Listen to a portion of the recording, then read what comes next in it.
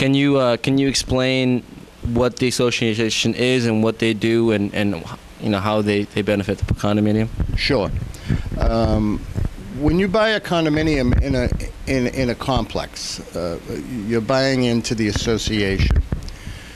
If there's, say, for example, 200 condominiums in the complex, you're buying a percentage of the whole.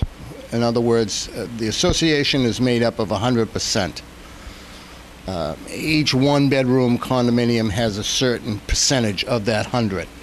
Right. Okay, and that's what makes up the association. Mm-hmm. Then the association has a board of trustees, and these are usually voted on. Most places, they do it every 2 years. And are those trustees living in the condo? Yeah, they're living. They own in the condo. They don't necessarily have to be living there. I've worked in complexes that were heavily investor-owned. So you might have had, out of a 7-member board, you might have had 4 owner-occupiers, and the other 3 were investors. And they want to be on the board because they have a large investment there, right, and they want to make sure that they have some kind of input into how things are run. Decision making. Right, exactly. Now, usually then the property management end of the spectrum, whether it's on-site or off-site, usually most places have a meeting once a month.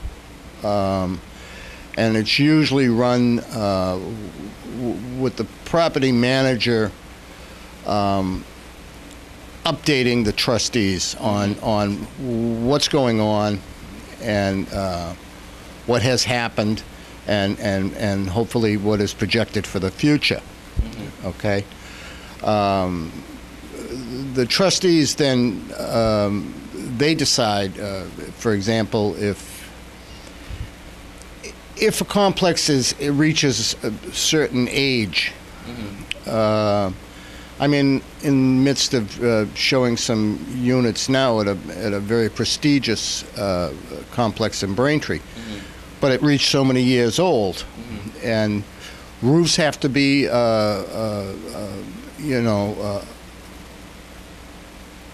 have to be looked at, right, and certain infrastructure has to be taken care of, and well, how do you do that? Mm. You have your condo fees coming in every month, but they pay for so much. You have so much money, hopefully, in your reserve fund, right, and then if there's not enough to do what everybody on the trustees and the property management feel has to be done, it's got to come out of the tenants. It's got to come out of the owners. Right. Exactly. How do they do that? They do it with what they call a special assessment. Okay, and what that is usually they'll break it down. This is the total amount of money that we need to do this project.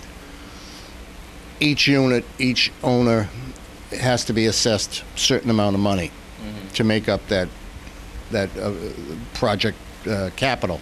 Right.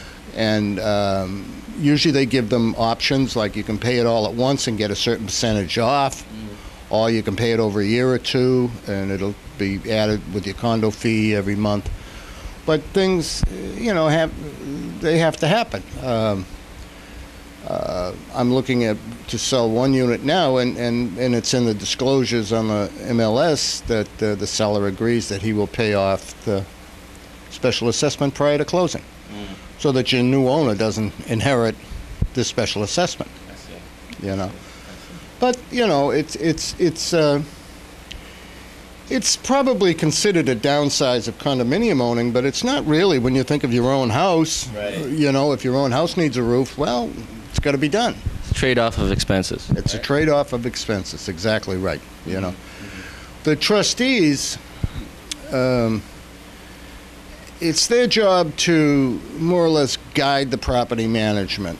So even though you might have people elected to a board of trustees that don't have, say, for example, construction knowledge or something like that, they have to be brought up to speed, right, so that they can make a fair decision.